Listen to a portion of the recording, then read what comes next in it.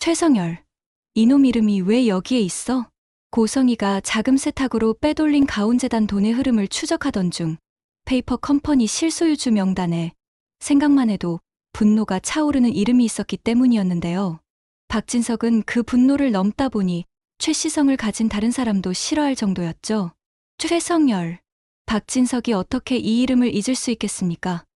금고에서 쏟아진 돈보다 박진석 회장을 더 차갑게 얼려버린 건 돈이 아니라 그 돈이 왜 이 사람에게 들어갔는지 설명해주는 단 한 줄의 기록이었습니다. 박진석은 그날 비서실장이 내민 서류 한 장을 보자마자 손끝이 먼저 굳어버렸는데요. 26년 전 전처 한승연의 이혼 소송 기록에 반복해서 찍혀있던 그 내연남.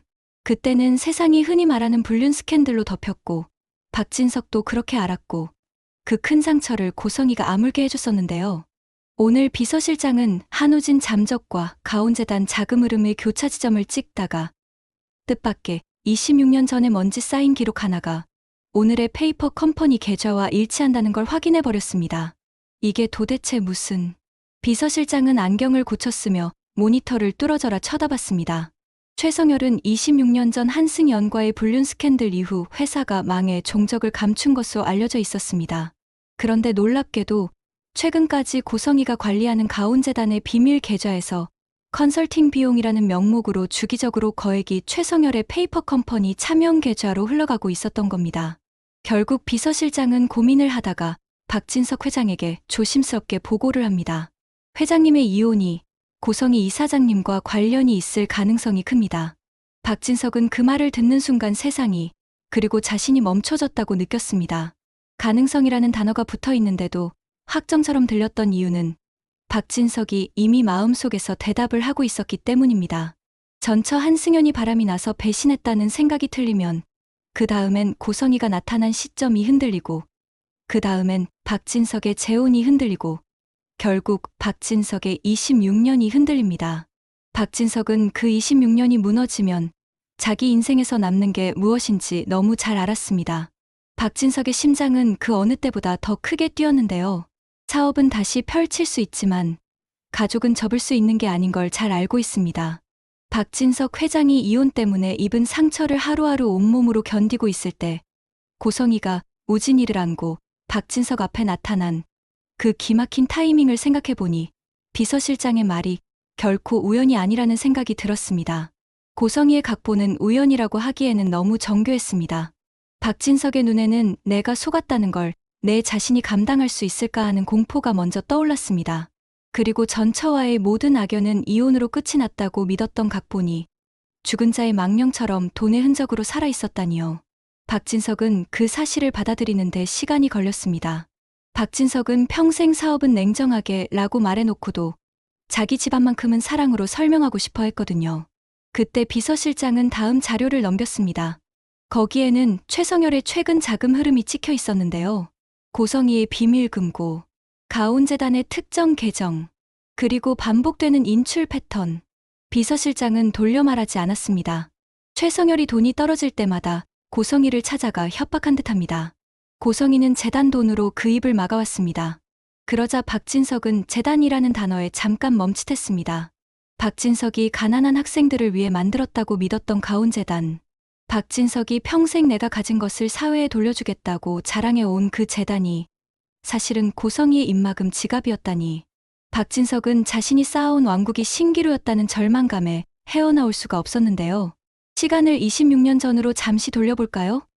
당시 고성이는 젊고 아름다웠지만 가난하고 야망에 찬 여자였습니다. 그녀는 고급 한정식집에서 일하며 상류층 남자들을 지켜봤고 그곳의 단골 손님이었던 박진석을 타깃으로 삼았습니다. 하지만 박진석에게는 이미 부인 한승연이 있었죠. 고성이는 박진석을 차지하기 위해 한 가지 계략을 꾸미는데요. 당시 자금난에 시달리며 부도 위기에 몰려있던 중소기업 사장이자 이미 깊은 관계였던 최성열에게 악마의 속삭임을 했습니다. 내가 회사 살려줄게. 대신 조건이 하나 있어. 박진석 사장의 부인 한승연, 그 여자를 유혹해줘. 박진석이 이것 때문에 이혼하고 그 자리를 내가 차지하면 박진석 회사의 재산을 떼줄게. 고성이의 제안은 달콤했습니다. 벼랑 끝에 몰린 최성열은 그 제안을 받아들였고 고성이가 짜준 각본대로 한승연에게 접근해 우연을 가장한 만남을 가졌습니다. 그리고 결정적인 순간 박진석이 목격하도록 연출된 불륜 현장을 만들어냈던 것이죠. 결국 박진석은 배신감에 치를 떨며 한승연을 내쳤고 그 상처 입은 자리에 박진석을 위로한다는 명목으로 고성이가 아주 자연스럽게 그리고 치명적으로 들어왔던 겁니다. 화면은 바뀌어 서울 변두리의 허름한 고시원 방. 그곳에는 늙고 병든 하지만 눈빛만은 독사처럼 살아있는 최성열이 앉아 있었습니다. 쉽게 들어온 돈은 쉽게 나가는 법. 고성이라는 황금알을 낳는 거위가 있는 이상 최성열이 하는 일이라곤 도박과 유흥뿐이었죠. 그는 소주병을 입에 털어넣으며 핸드폰을 노려보고 있었는데요. 통장 잔고는 바닥났고 빚쟁이들은 매일같이 들이닥치고 있었습니다. 그는 며칠 전부터 고성이에게 수십 통의 전화를 걸었지만 고성이는 받지 않았습니다.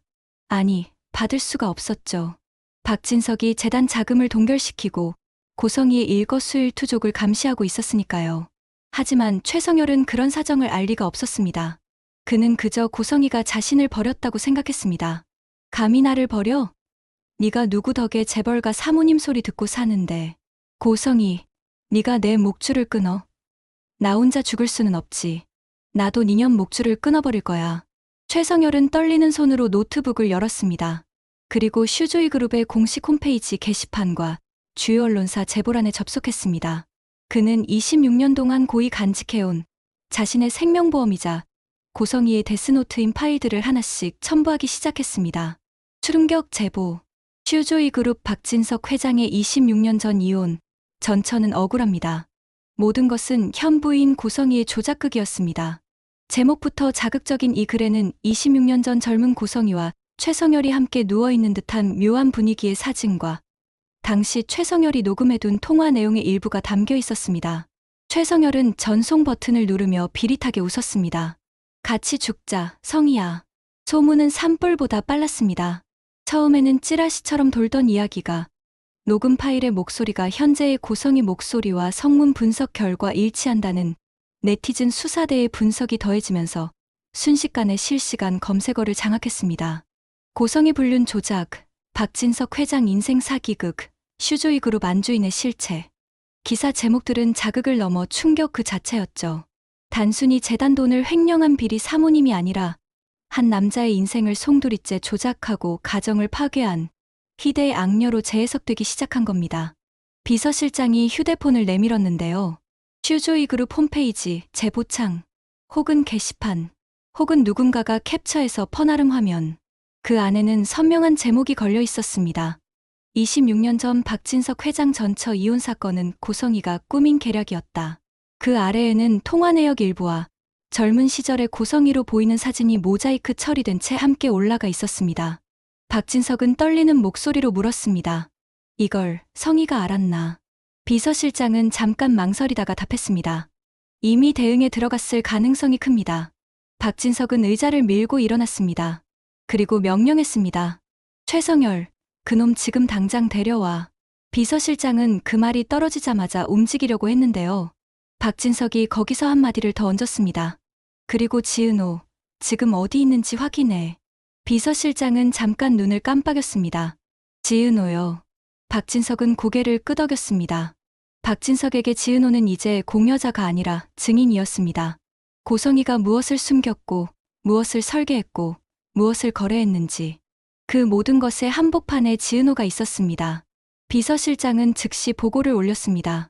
지은호 씨는 현재 AP그룹에서 근무 중이며 AP그룹 대표는 이지혁입니다. 박진석은 그 이름을 듣자마자 눈빛이 한 번 더 어두워졌습니다. 이지혁. 박성재가 절친이라 말했던 남자. 이수빈의 오빠. 그리고 고성이가 가장 싫어하는 눈을 가진 남자.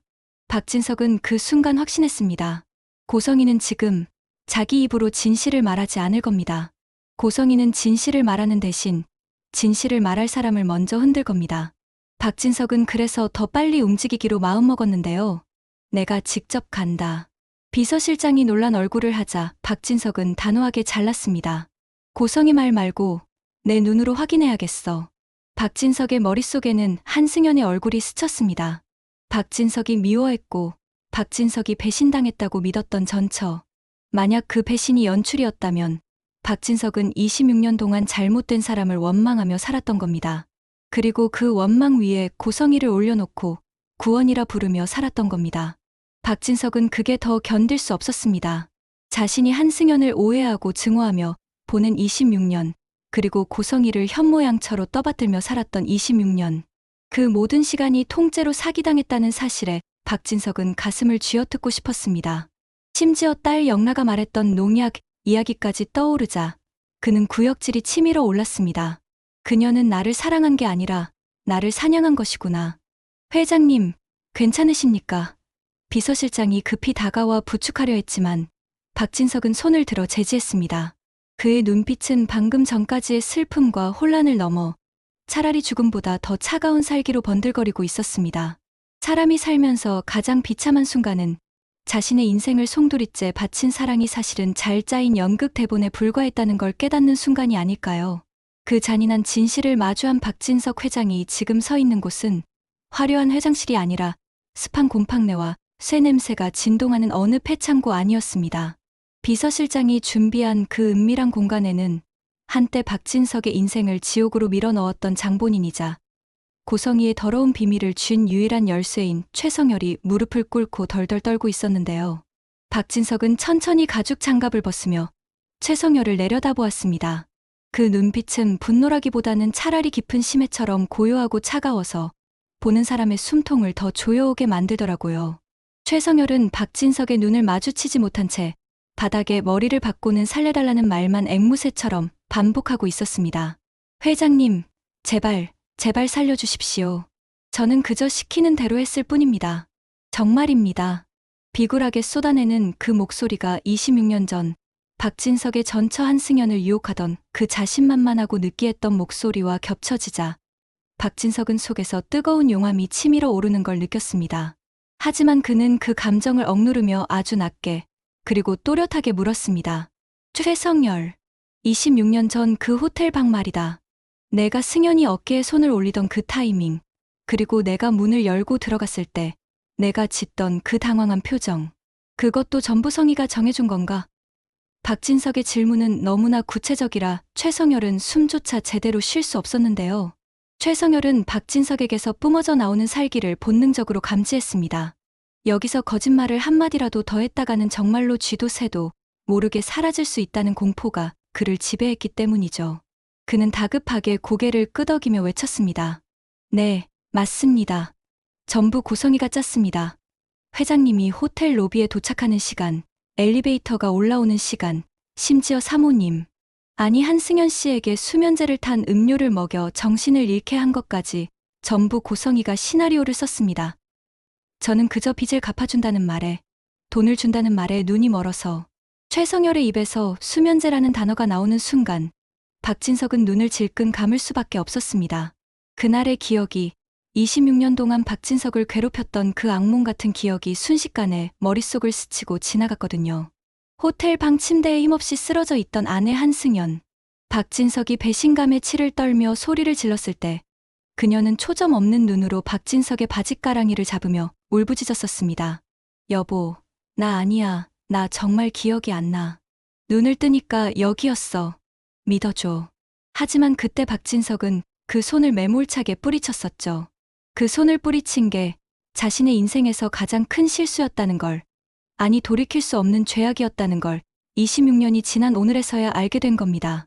박진석의 심장은 마치 칼로 난도질당하는 것처럼 아려왔습니다.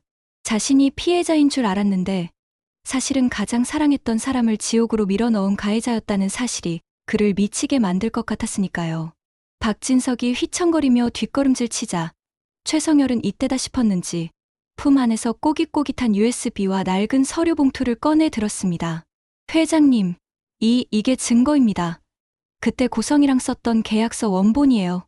그리고 고성이가 통화하면서 박진석, 그 멍청한 남자는 의심이 많으면서도 순진해. 눈물 몇 방울이면 다 해결되라고 비웃던 녹음 파일까지 다 여기 있습니다. 이걸 다 드릴게요. 그러니까 제발 목숨만은. 최성열이 내민 것은 고성이의 추악한 민낯이자 박진석이 살아온 26년의 세월을 부정하는 결정적인 증거들이었습니다. 박진석은 떨리는 손으로 그 봉투를 받아들었습니다. 종이 한 장 한 장을 넘길 때마다 고성이가 그동안 보여주었던 현모양처의 미소 뒤에 숨겨진 악마 같은 계획들이 낱낱이 드러나 있었는데요. 계약서에는 박진석과의 이혼이 성립되는 즉시 최성열의 채무를 변제하고 슈조이 그룹의 하청 업체 운영권을 넘긴다는 조항이 선명하게 박혀 있었습니다. 박진석은 그 문구를 보는 순간 구역질이 치밀어 올랐습니다. 그는 비서실장에게 손짓했습니다. 비서실장은 미리 준비해 둔 007 가방을 최성열 앞에 던져주었습니다. 묵직한 가방이 바닥에 떨어지며 둔탁한 소리를 냈고 가방이 열리자 그 안에는 5만 원권 현금 다발이 가득 들어 있었는데요. 최성열의 눈이 탐욕으로 번들거리기 시작했습니다. 방금 전까지 살려달라고 빌던 놈이 돈을 보자마자 침을 꿀꺽 삼키며 손을 뻗는 꼴이라니. 이게 다 제 겁니까? 정말 주시는 겁니까? 최성열이 떨리는 손으로 돈다발을 집어들려는 찰나 박진석은 주머니에서 지포 라이터를 꺼내 딸깍 소리를 내며 켰습니다. 파란 불꽃이 어두운 창고 안을 일렁이며 비췄습니다. 최성열, 넌 돈 때문에 영혼을 팔았지. 내 인생의 가치가 딱 그 정도니까. 박진석의 목소리에는 이제 분노조차 남아있지 않았습니다. 그저 쓰레기를 보는 듯한 경멸만이 가득했는데요.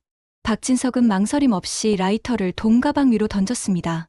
기름을 미리 뿌려두었던 돈다발은 순식간에 붉은 화염에 휩싸였고 최성열은 비명을 지르며 불붙은 돈을 끄려 안간힘을 썼습니다. 안 돼. 내 돈 뜨거워. 으악.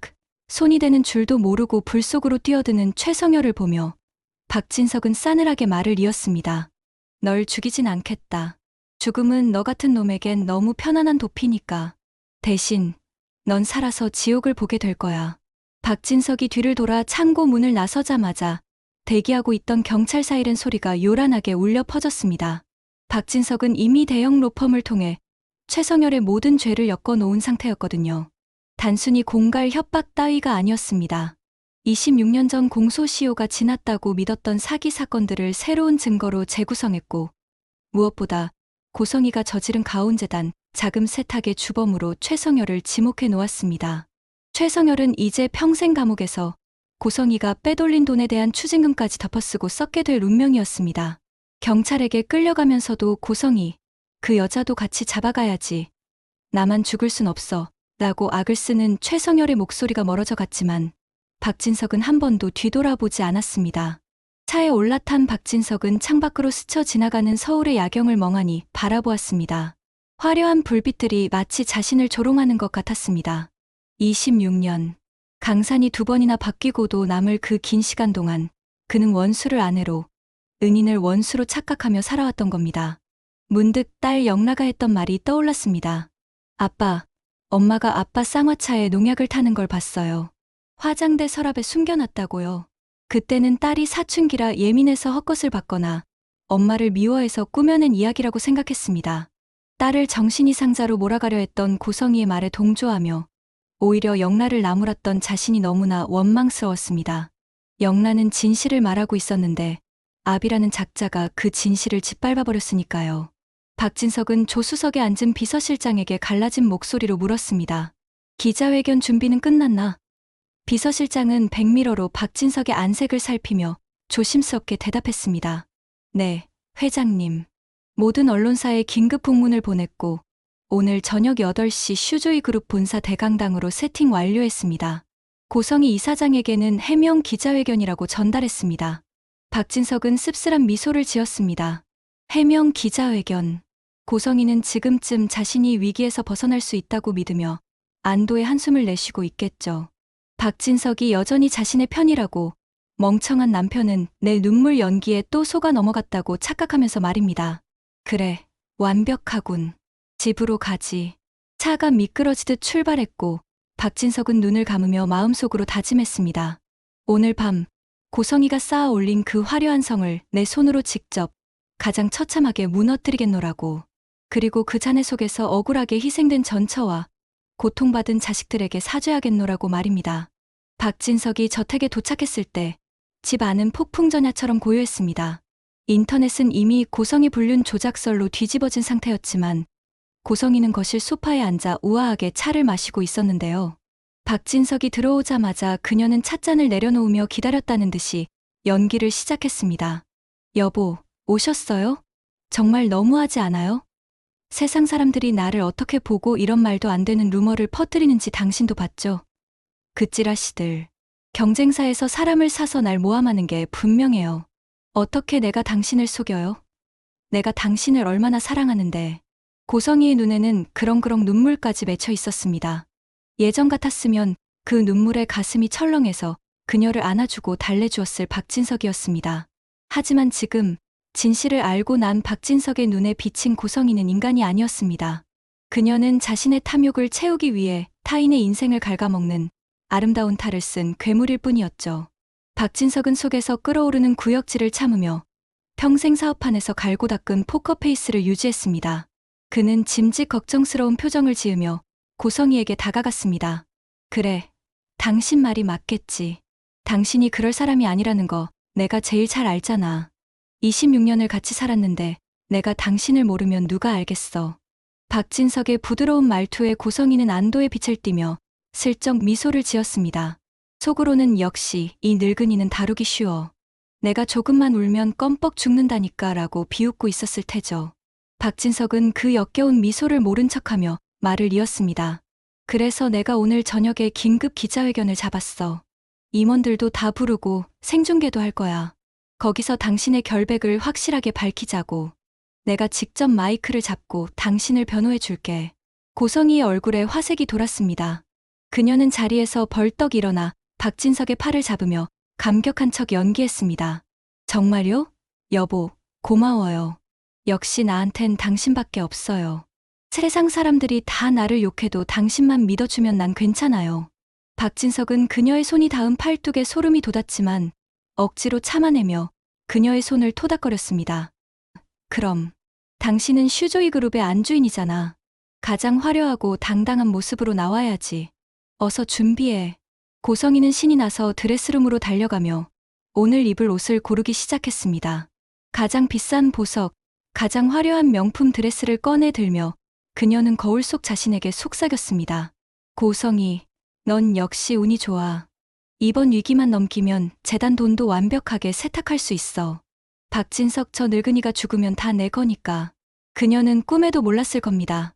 그 기자회견장이 자신의 화려한 부활을 알리는 무대가 아니라 공개 처형장이 될 것이라는 사실을 말이죠.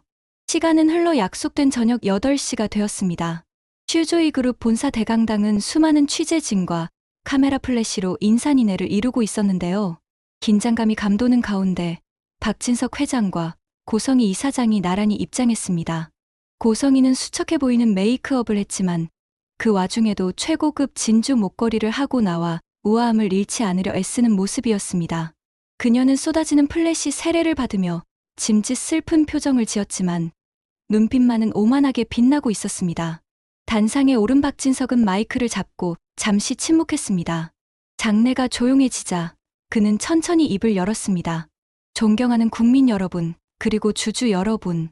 오늘 저는 제 아내 고성희 이사장에 대한 논란을 종식시키고자 이 자리에 섰습니다.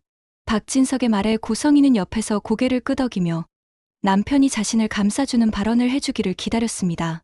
하지만 이어진 박진석의 말은 그녀의 기대를 산산조각 내는 비수와도 같았습니다. 박진석은 목소리 톤을 한 단계 낮추며 차갑게 선언했습니다. 제 아내 고성희는 희대의 사기꾼이자 살인 미수범입니다. 순간 기자회견장에는 정적이 흘렀습니다. 사람들은 자신들의 귀를 의심했습니다. 방금 회장이 자기 부인을 사기꾼이라고, 살인 미수범이라고 한 게 맞나? 1초 뒤 장내는 웅성거림과 함께 카메라 플래시가 미친 듯이 터지기 시작했습니다. 고성희는 너무 놀라 입을 다물지 못한 채 박진석을 쳐다보았습니다. 여보, 지금 무슨 소리를 하는 거예요? 미쳤어요? 그녀가 다급하게 박진석의 옷자락을 잡아당겼지만 박진석은 그녀를 쳐다보지도 않고 비서실장에게 신호를 보냈습니다. 그러자 강당 정면의 대형 스크린에 화면이 띄워졌습니다. 그것은 최성열에게서 받은 26년 전 조작 계약서와 고성희의 육성 녹음 파일이었습니다. 스피커를 통해 고성희의 젊은 시절 목소리가 생생하게 흘러나왔습니다. 박진석, 그 멍청한 놈. 한승연 내쫓고 나면 재산 절반 뚝 떼서 너 줄게. 그러니까 연기 똑바로 해. 그 적나라한 목소리에 기자들은 경악을 금치 못했고 고성이는 사색이 되어 비틀거렸습니다. 하지만 그게 끝이 아니었습니다. 화면이 바뀌더니 더 충격적인 영상이 재생되었습니다. 바로 얼마 전 박영라가 목격했던 장면을 입증하는 CCTV 영상이었습니다. 고성이가 약국에서 농약을 구매하는 장면, 그리고 박진석의 서재에 들어가 쌍화차 찻잔에 무언가를 타는 장면이 고스란히 담겨 있었던 겁니다. 이게 뭐야? 고성이는 덜덜 떨며 뒤로 물러섰습니다. 박진석은 그런 그녀를 향해 천천히 고개를 돌렸습니다. 그의 눈에는 26년간 쌓아온 배신감과 분노, 그리고 슬픔이 뒤섞여 일렁이고 있었습니다.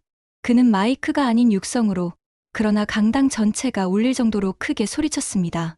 내 쌍화차에 농약을 타고, 내 전처를 모함에 쫓아내고, 내 딸 영라를 정신병자 취급하고, 그것도 모자라서 남의 자식 한우진을 내 핏줄인 양 속여서 회사를 삼키려 해. 내가 그러고도 사람이야. 고성이는 그제야 상황 파악이 된 듯 도끼 어린 눈으로 박진석을 노려보았습니다. 그래, 다 내가 했어. 당신이 멍청해서 속은 걸 왜 나한테 난리야. 내가 없었으면 당신 회사가 이렇게 컸을 것 같아. 내가 다 키운 거야. 그리고 우리 우진이 건드리면 가만 안 둬. 우진이가 이 그룹의 후계자야.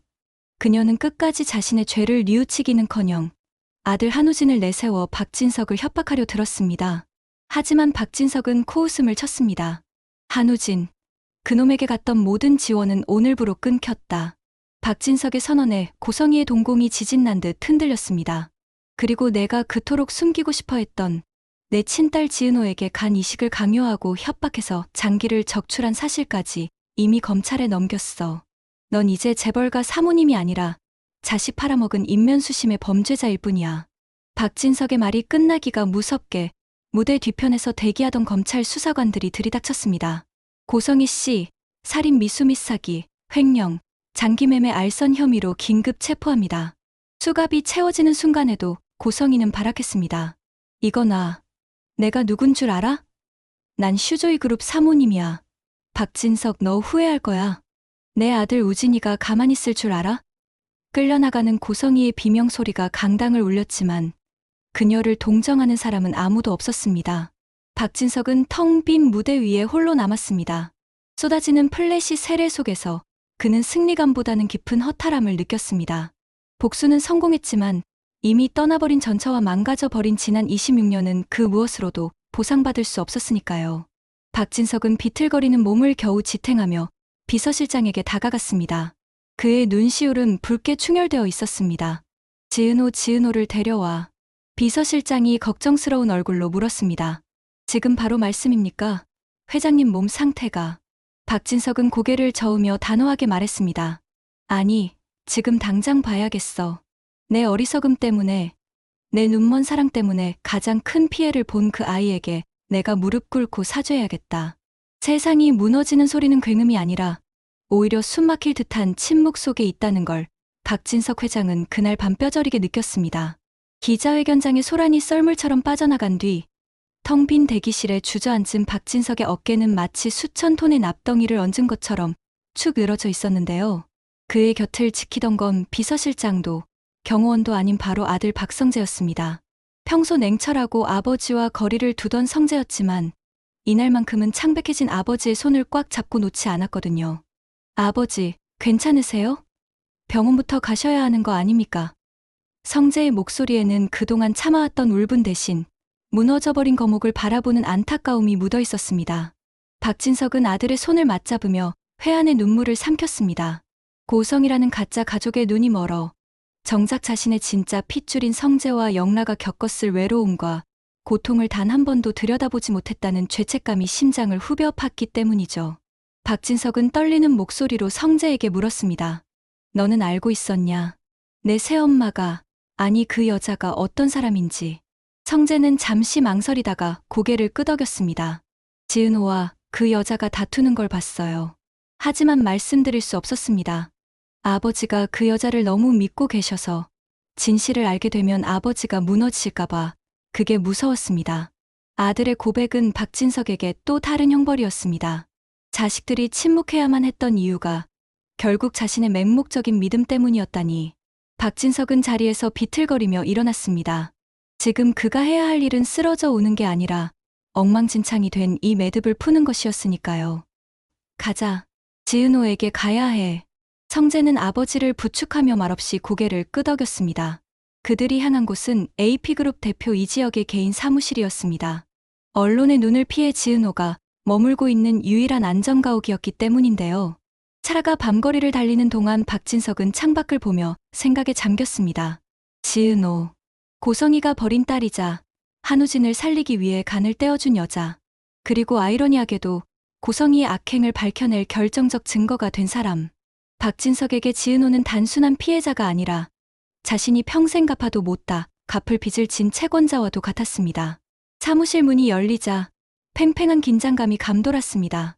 소파에는 창백한 얼굴의 지은호가 앉아 있었고 그 곁에는 이지혁이 마치 호위무사처럼 서서 날카로운 눈빛으로 박진석을 경계하고 있었는데요. 지은호는 박진석을 보자마자 움찔하며 몸을 굳혔습니다. 그녀에게 박진석은 자신을 버린 비정한 엄마의 남편이자 자신의 간을 가져간 한우진의 양아버지였으니까요. 박진석은 천천히, 아주 천천히 지은호 앞으로 걸어가 털썩 무릎을 꿇었습니다. 대한민국 굴지의 재벌 총수가 다 낡은 운동화를 신은 젊은 여자 앞에서 무릎을 꿇은 겁니다. 방 안의 공기가 일순간 멈춘 듯 했습니다. 이지혁조차 놀라서 눈을 크게 뜰 정도였죠. 미안하다, 정말 미안하다. 박진석의 입에서 나온 첫마디는 변명이 아닌 참회였습니다. 내 눈이 멀어서, 내 귀가 막혀서 내가 그 여자에게 어떤 짓을 당했는지, 내가 어떤 고통 속에 살았는지 몰랐어. 그 여자가 널 협박해서 간을 가져가는 동안 나는 그저 아들이 살았다는 기쁨에 취해 있었어. 내가 공범이다. 내가 죄인이야. 박진석의 목소리는 물기 어린 흐느낌으로 변해가고 있었습니다. 지은호는 그런 박진석을 내려다보며 입술을 깨물었습니다. 고성이에 대한 증오로 가득 찼던 그녀였지만 눈앞에서 무너져 내리는 박진석의 모습은 예상치 못한 충격이었거든요. 그녀는 떨리는 목소리로 물었습니다. 회장님이 사과하신다고 달라지는 건 없어요. 제 몸에 남은 흉터도 엄마에게 버림받고 이용당했다는 기억도 사라지지 않아요. 박진석은 고개를 들지 못한 채 대답했습니다. 알고 있다. 감히 용서를 바라고 온 게 아니야. 다만 내가 겪은 그 지옥 같은 시간에 대해 내가 할 수 있는 모든 보상을 하고 싶어서 왔다. 평생을 바쳐서라도 갚게 해다오. 그때 옆에 있던 이지혁이 차갑게 끼어들었습니다. 보상이요? 돈으로 해결하시게요? 고성이가 10억 던져주고 입시 쓰려 했던 거랑 뭐가 다릅니까? 박진석은 고개를 저었습니다. 아니네. 돈 따위가 아니야. 내 남은 인생을 걸고 지은호 양이 원하는 대로 해주겠다는 뜻일세. 고성이를 법정 최고형을 받게 하는 것, 그리고 도망친 한우진을 잡아들여서 죗값을 치르게 하는 것까지. 한우진이라는 이름이 나오자 지은호의 눈동자가 흔들렸습니다. 쌍둥이 오빠. 엄마에게 버림받은 건 똑같은데 엄마의 욕망 때문에 평생을 병실에 갇혀 꼭두각시처럼 살아야 했던 불쌍한 오빠. 지은호가 간을 준 건 고성이의 협박 때문이기도 했지만 죽어가는 오빠에 대한 연민 때문이기도 했으니까요. 지은호는 한참을 침묵하다가 어렵게 입을 열었습니다. 한우진 오빠는 잡지 마세요. 의외의 대답에 박진석과 이지혁이 동시에 그녀를 쳐다봤습니다.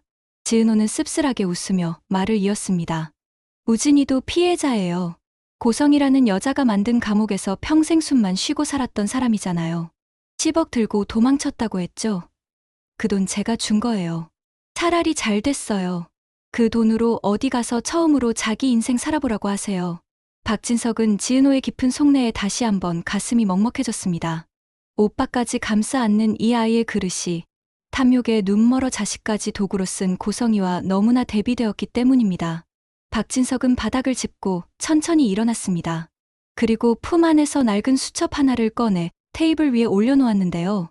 그것은 박진석이 가온재단을 처음 설립할 때 썼던 비망록이었습니다. 이 재단 원래는 가난하지만 꿈이 있는 아이들을 위해 만든 거였다. 하지만 고성이가 더럽혔지. 나는 오늘부로 가온재단의 모든 운영권을 사회에 환원하고 재단 이름을 은호재단으로 바꿀 생각이다. 내가 허락한다면 이 재단이 진짜 필요한 사람들을 위해 쓰이도록 내가 지켜봐줬으면 좋겠다. 그것은 박진석이 할 수 있는 최고의 예우이자 진심 어린 반성문이었습니다. 지은호는 그 수첩을 바라보며 눈시울을 붉혔지만 끝내 잡지는 않았습니다. 아니요. 제 이름은 빼주세요. 전 그저 조용히 살고 싶어요. 대신 약속 하나만 지켜주세요. 말해봐라. 무엇이든. 박진석의 눈빛은 결연했습니다. 지은호는 똑바로 박진석을 응시하며 말했습니다. 회장님의 진짜 가족들 박성재 씨랑 박영라 씨요. 그분들한테 잘해주세요. 저처럼 부모가 있는데도 고아처럼 살게 하지 마시고요. 그게 제가 바라는 유일한 보상이에요. 그 말은 박진석의 폐부를 찌르는 일침이자 따뜻한 조언이었습니다. 곁에 있던 성재의 눈가도 촉촉해졌죠. 박진석은 깊게 고개를 끄덕였습니다. 약속하마. 내 목숨을 걸고 약속하마. 그 시각 서울 변두리의 한 허름한 모텔 방. 곰팡이 핀 벽지를 배경으로 TV 화면, 불빛만이 번쩍이고 있었는데요. 침대에 웅크리고 앉아 뉴스를 보고 있는 남자가 있었습니다. 푹 눌러쓴 모자 아래로 드러난 얼굴은 며칠 수염을 깎지 않아 까칠했고 눈은 퀭하게 들어가 있었습니다.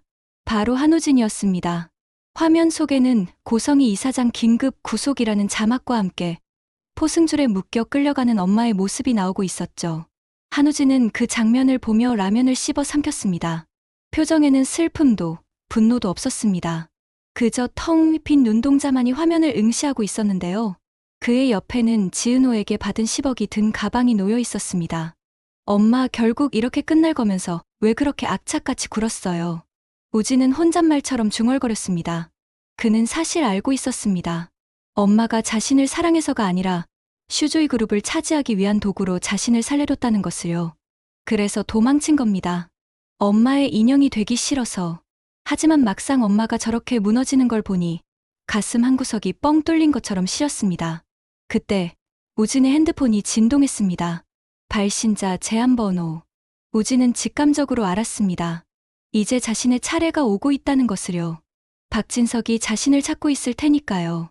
하지만 우진은 핸드폰을 집어들어 유심칩을 빼버렸습니다. 그리고 그것을 변기에 넣고 물을 내려버렸죠. 난 박진석 아들도 아니고 고성희 아들도 아니야. 난 그냥 한우진으로 살다가 죽을 거야. 그는 가방을 둘러매고 모텔 방을 나섰습니다. 어두운 복도 끝, 밖으로 통하는 문틈으로 차가운 겨울바람이 들어오고 있었습니다. 그 바람이 우진의 뺨을 때렸지만 그는 옷깃을 여미며 어둠 속으로 사라졌습니다. 세상 그 어디에도 속하지 못한 고스트가 되어버린 그의 뒷모습은 쓸쓸하다 못해 처연해 보였죠. 며칠 후 슈조이 그룹 회장실. 박진석은 창밖을 내려다보며 넥타이를 매만졌습니다. 책상 위에는 이혼 신고서와 재산 사회환원 계획서가 나란히 놓여 있었습니다. 비서실장이 들어와 보고했습니다. 회장님, 고성희 씨가 구치소에서 면회를 요청했습니다. 한 번만 만나달라고 난동을 부린다고 합니다. 박진석은 픽 웃었습니다. 아직도 자신이 상황 파악을 못하고 매달리면 받아줄 거라고 착각하는 그 뻔뻔함이 이제는 가소롭게 느껴졌거든요. 전해라. 내 인생에 고성이라는 이름은 지워졌다고. 다시는 내 앞에 나타나지 말라고. 비서실장이 고개를 숙이고 나가자 이번에는 노크 소리와 함께 영라와 성재가 들어왔습니다. 두 자녀의 얼굴은 예전보다 훨씬 편안해 보였습니다. 영라는 쑥스러운 듯 머뭇거리다 말했습니다. 아빠, 주말에 성재 오빠 친어머니 산소에 같이 가실래요? 오빠랑 저랑 가려고 했는데 아빠도 같이 가면 엄마가 좋아하실 것 같아서요. 박진석은 26년 만에 처음으로 자식들 앞에서 진짜 아버지의 미소를 지어 보였습니다. 그래 가자. 가서 빌어야지. 이 못난 남편 용서해달라고. 박진석은 성재와 영라의 어깨를 감싸 안았습니다. 셋이 함께 서 있는 그 모습이 창문에 비쳤습니다.